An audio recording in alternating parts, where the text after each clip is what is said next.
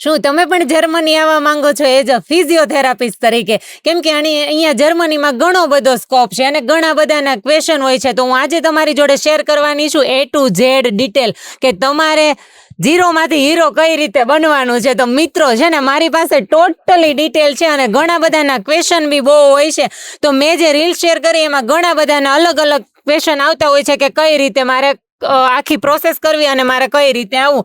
તો મારી જોડે આજે છે ને રજિસ્ટર્ડ ફિઝિયોથેરાપિસ્ટ છે મારી જોડે. તો નેમિશભાઈ જોડે આપણે વાત કરીએ અને ટોટલી ડિટેલ તમને શેર કરું. A to Z પ્રોસેસ છે કે તમારી જો વિઝાથી લઈ અને તમારે છેલ્લે સુધી અહીંયા પહોંચી જાવ ત્યાં સુધીની બધા ક્વેશ્ચનનું સોલ્યુશન છે. તો વિડીયો સ્કીપ ના કરતા અને છેલ્લે સુધી જોજો. તો મારી જોડે નેમિશભાઈ છે, તો આપણે શરૂઆત કરીએ કે ભાઈ બેઝિક માહિતી લોકો સુધી પહોંચાડીએ કે ભાઈ તમે અહીંયા જર્મની આવવા માંગો છો તો બેઝિક લાયકાત શું જોઈએ.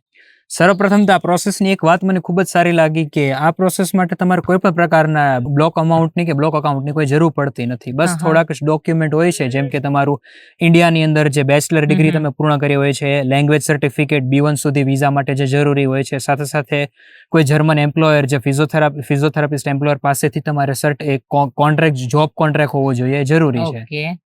તો મતલબ આ પ્રોસેસમાં તમારી પાસે જર્મન લેંગ્વેજ કેટલી બધી હોવી જોઈએ કે કેટલી ઇમ્પોર્ટન્ટ છે જર્મન લેંગ્વેજ? સર્વપ્રથમ તો વિઝા માટે જે છે તમારે એટલીસ્ટ B1 લેવલ સુધીની જર્મન લેંગ્વેજનું સર્ટિફિકેટ હોવું જરૂરી છે. પરંતુ જો અહીંયા આનરકેનું પ્રોસેસ કરવાની હોય તો તેના માટે તમારે B2 લેવલ સુધીની લેંગ્વેજ જે છે એ જરૂરી છે.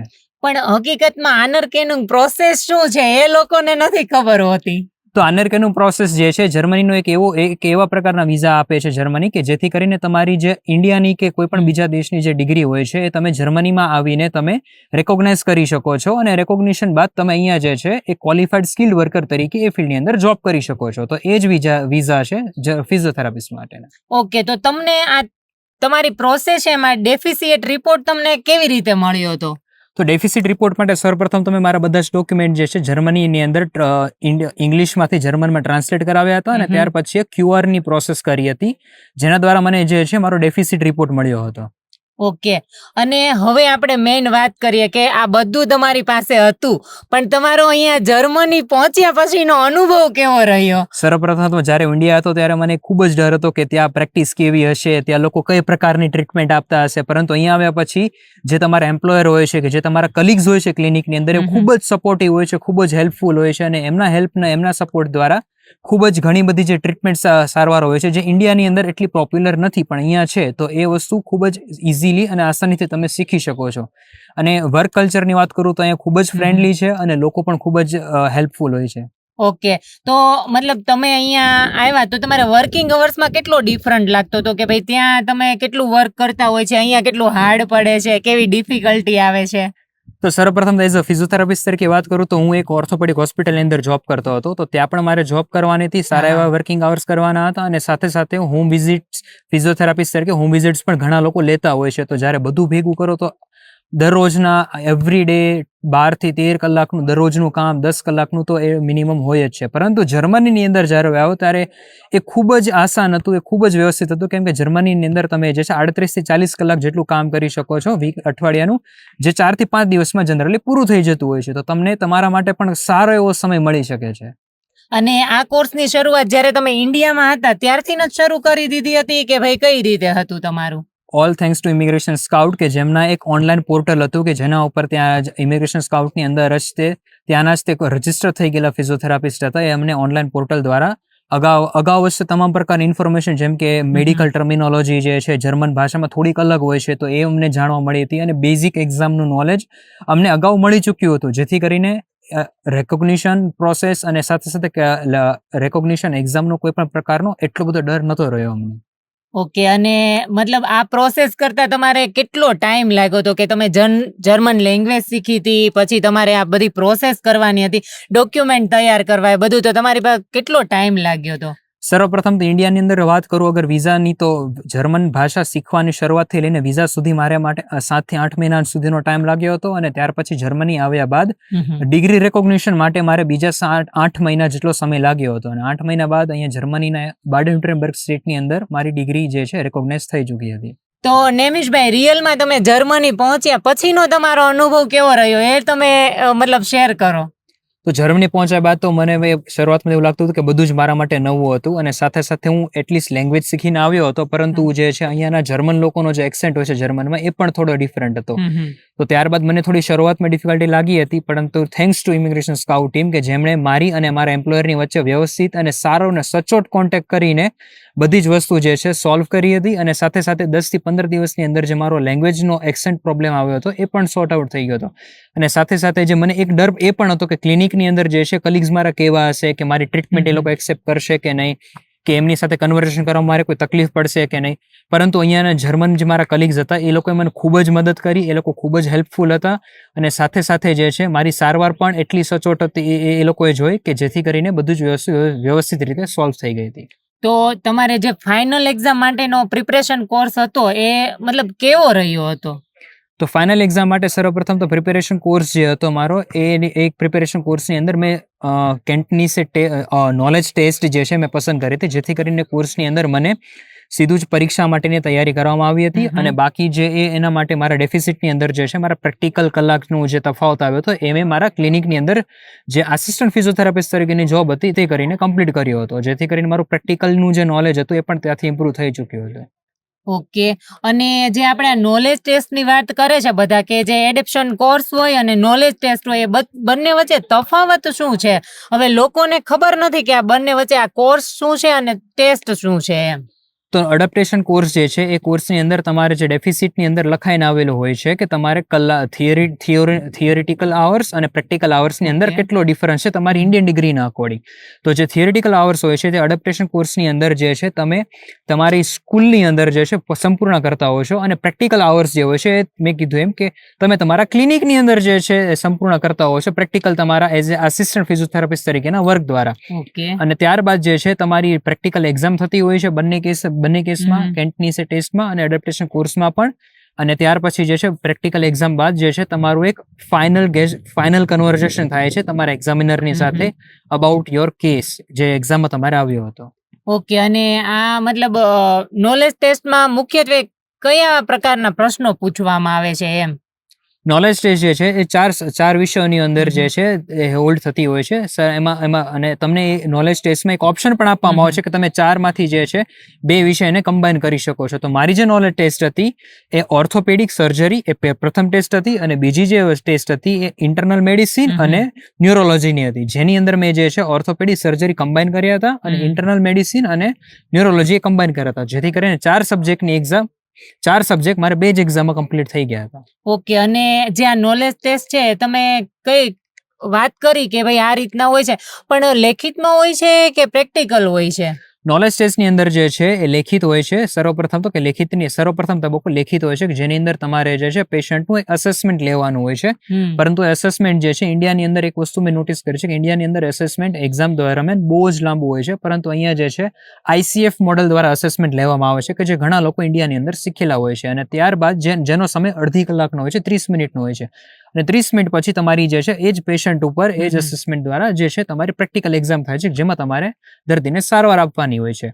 અને ત્યારબાદ જે છે તમારી એક નોર્મલ એ દર્દીના ઉપર જે છે કે જે તમે આ સારવાર આપી, જે તમે અસેસમેન્ટ લીધું એના ઉપર તમારી એક નોર્મલ ફાઇનલ જે કન્વર્ઝેશન થાય છે જે તમારી મૌખિક એક્ઝામ હોય છે. ઓકે. અને તમે અહીંયા ડાયરેક્ટ જોબ ઉપર આવ્યો હોય તો મતલબ આ એક્ઝામ પાસ કરવા માટે ઇન્ડિયન ફિઝિયોથેરાપિસ્ટ માટે કેટલું ડિફિકલ્ટ હોય છે? જ્યારે મેં આ પ્રોસેસ ચાલુ કરી હતી ત્યારે મને ખરેખર એટલું હતું કે ખૂબ જ ડર હતો કે આ પ્રોસેસને હું આ લાયસન્સ એક્ઝામ હું કઈ રીતે પાસ કરીશ, એની અંદર શું પૂછાશે, અને ખાસ કરીને હતું કે જે મેડિકલ ટર્મ્સ જે છે જર્મન લેંગ્વેજની અંદર હું કઈ રીતે હોલ્ડ કરીશ ને કઈ રીતે શીખીશ. પરંતુ thanks to immigration scout team અને એમનું જે ઓનલાઈન પોર્ટલ હતું તેના દ્વારા મને ઇમિગ્રેશન સ્કાઉટના જે રજીસ્ટર થઈ ગયેલા ફિઝિયોથેરાપિસ્ટ હતા તેમના દ્વારા અમને અગાઉ જ બધી જ ઇન્ફોર્મેશન, જેમ કે મેડિકલ ટર્મિનોલોજી જર્મન ભાષામાં કઈ રીતે બોલવી, અને સાથે સાથે અહીંયાની ટ્રીટમેન્ટ્સ અને સાથે સાથે જે કાંઈ બેઝિક જે નોલેજ હતું એ મને અગાઉ જ મળી ગયું હતું, જેથી કરીને મને એટલો બધો ડર નહોતો રહ્યો અંતે આ નોલેજ ટેસ્ટ માટે અને ડિગ્રી રેકોગ્નિશન માટે. ઓકે. તો તમે મને આ એક્ઝામની વાત તો કરી, પણ હવે તમે મને કોઈ એવું ઉદાહરણ આપી શકો કે લોકોને કેવું કે ઉદાહરણ દ્વારા સમજી શકે કે ભાઈ આ હકીકતમાં ઇન્ડિયા અને જર્મની વચ્ચે મતલબ તફાવત શું છે આ એક્ઝામમાં એમ? તો મારી જે એક્ઝામનું જે છે એનું જ ઉદાહરણ આપવા માંગીશ. મારે ડેફિસિટ રિપોર્ટની અંદર જે છે 4 સબ્જેક્ટ મારે જે છે મુખ્ય કીધા હતા. ઓર્થોપેડિક સર્જરી, ન્યુરોલોજી અને ઇન્ટરનલ મેડિસિન, કે જેની અંદર મેં જે છે કોમ્બિનેશન એક ઓપ્શન જે છે મેં સિલેક્ટ કર્યો હતો. ઓકે. તો એક્ઝામની વાત કરું તો ઓર્થોપેડિક એક્ઝામની અંદર મારે જે છે એ કેસ આવ્યો હતો કે જે ખભાની અંદર જે સ્નાયુ તૂટેલા હતા એમનો કેસ હતો. એ કેસની અંદર સર્વપ્રથમ તો મેં જે છે પેશન્ટનું એક ડિટેલ અસેસમેન્ટ લીધું હતું. ઇન્ડિયાની અંદર જોવા જઈએ તો ડિટેલ અસેસમેન્ટ બહુ જ લાંબુ લેવાનું હોય છે, પરંતુ અહીંયા ICF મોડલ યુઝ થાય છે જર્મનની અંદર, કે જે તમારે શોર્ટલી અડધી કલાકની અંદર જે છે સંપૂર્ણ થઈ જતું હોય છે. અને અડધી કલાક બાદ એક્ઝામિનર તમારી પાસે આવે છે અને તમારે સારવાર આપવાની હોય છે દર્દીને, કે જેમની જે કન્ડિશન છે એમના અકોર્ડિંગ તમારે સારવાર આપવાની હોય છે. આ જ રીતના મારે જે છે ન્યુરોલોજી અને ઇન્ટરનલ મેડિસિન, કે જે મેં વિષય કમ્બાઈન કર્યા હતા, જેનો ઓપ્શન પણ તમને આપે છે. તો એની અંદર મારે જે છે પેશન્ટ જે છે મગજની બીમારીનું આવ્યું હતું, કે જેની અંદર પણ મેં આ જ રીતે અડધી કલાકનું એક ICF મોડલ દ્વારા અસેસમેન્ટ લીધું હતું અને ત્યારબાદ એમની સારવાર જે છે એક્ઝામિનરની અંડરમાં મેં આપી હતી. આ વસ્તુ કમ્પ્લીટ થયા, આ વસ્તુ પૂર્ણ થયા બાદ બીજા દિવસે જે છે મારી એક ફાઇનલ કન્વર્ઝેશન હતી. મારા બંને કેસના જે સારવાર હતી અને સાથે સાથે જે મેં અસેસમેન્ટ લીધું હતું એના પર મારી એક ફાઇનલ કન્વર્ઝેશન થઈ હતી. તો મતલબ એમ કે કેવું કે તમે ઉદાહરણ તો આપ્યું, પણ ઇન્ડિયામાં અને જર્મનીમાં એક્ઝામમાં ડિફરન્ટ શું છે? તો ઇન્ડિયાની અંદર જે છે, ઇન્ડિયાની અંદર મોટા ભાગની યુનિવર્સિટીઝની અંદર જે છે એક અસેસમેન્ટ લેવાનું હોય છે, જે ડિટેલ અસેસમેન્ટ હોય છે, જે ઘણું લાંબુ પણ હોય છે.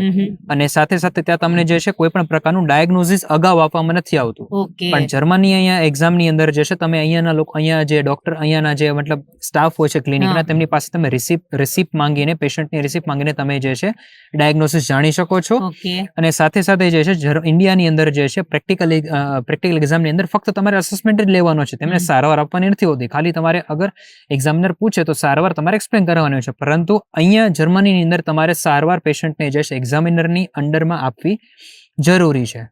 તો હવે આપણે છે ને ફાઇનલી રજીસ્ટ્રેશનની વાત કરીએ, કે તમે એક્ઝામ તો પાસ કરી દીધી, તો આ એક્ઝામ પાસ કર્યા પછી ફાઇનલ રજીસ્ટ્રેશન માટે શું શું કરવું પડે અહીંયા? એક્ઝામ પાસ થયા બાદ તમને જે છે અહીંયાની જર્મન ગવર્મેન્ટ તરફથી તમને એક ડિગ્રી સર્ટિફિકેટ આપવામાં આવે છે, એ રેકોગ્નિશન સર્ટિફિકેટ આપવામાં આવે છે. પરંતુ તેના માટે જે છે 3 ડોક્યુમેન્ટની રિક્વાયરમેન્ટ હોય છે, જેમાં જે છે જર્મન ગવર્મેન્ટ અને ઇન્ડિયન ગવર્મેન્ટમાંથી તમારે અલગ અલગ PCC કઢાવવું પડે છે. અને સાથે સાથે તમારે અહીંયાના જર્મન રેકોગ્નિશન જે ડોક્ટર હોય છે એમની પાસેથી તમારે એક ફિટનેસ સર્ટિફિકેટ લાવવું પડે છે. તો ફાઇનલી આ બધું થઈ ગયું, તમારા વિઝા આવી ગયા, તમે જર્મની પહોંચી ગયા, તમારે રજીસ્ટ્રેશન બી થઈ ગયું.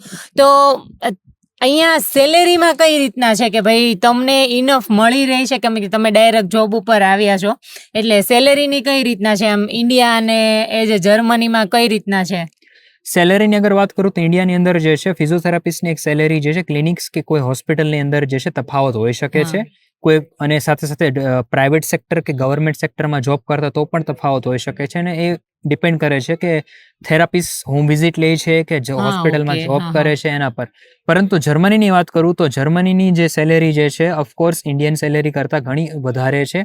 જર્મનીની અંદર જનરલી જે છે તમને રજિસ્ટર ફિઝિયોથેરાપિસ્ટ તરીકે જે છે તમને 3,000 થી 3,035 યુરોની વચ્ચે starting salary after recognition monthly મળતી હોય છે. ઓકે, હા. તો લોકોને અત્યારે આ નોલેજ ટેસ્ટમાં ડર લાગતો હોય છે, ખાસ કરીને જે ઇન્ડિયન હોય એ લોકોને વધારે ડર લાગતો હોય છે કે ભાઈ આ કઈ રીતે થશે બધું. તો તમારી ફાઇનલ સલાહ શું છે કે લોકોને કેવું કે ડર મનમાંથી નીકળવો જોઈએ કે ભાઈ નહીં, આ વસ્તુ મારાથી પોસિબલ થઈ શકે છે એમ?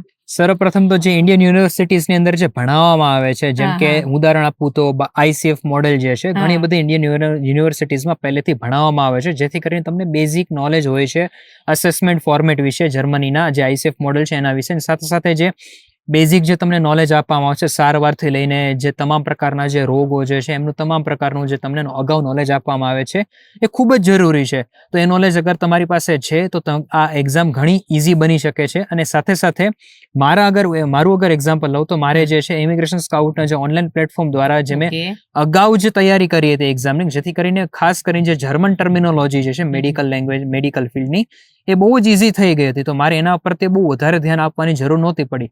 તો અગર સાચું માર્ગદર્શન, પ્રોપર ગાઈડન્સ અને સાથે સાથે જે અગાઉ તમારી અગર પ્રિપેરેશન હોય તો ડર ઘણો ઓછો થઈ જાય છે અને એક્ઝામ પાસ કરવાના ચાન્સીસ પણ ઘણા વધી જાય છે.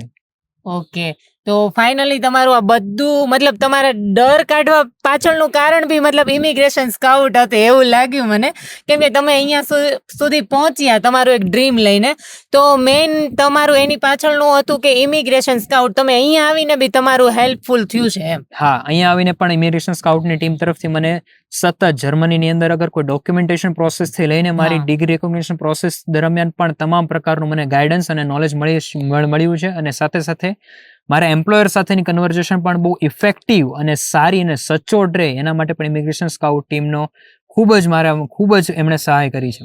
ઓકે, તો મિત્રો વિડીયો કેવો લાગ્યો લાઈક કરજો, શેર કરજો અને કોમેન્ટ કરવાનું ભૂલતા નહીં. અને કોમેન્ટ કરો ને પહેલા તમે ઇમિગ્રેશન સ્કાઉટનો પણ કોન્ટેક્ટ કરી લેજો, એટલે તમે છે ને અહીંયા ડાયરેક્ટલી અહીંયા ફિઝિયોથેરાપિસ્ટમાં પહોંચી જાઓ કોઈ પણ ટેન્શન વગર. મળીએ નેક્સ્ટ વિડીયોમાં આવી જ નવી માહિતી સાથે.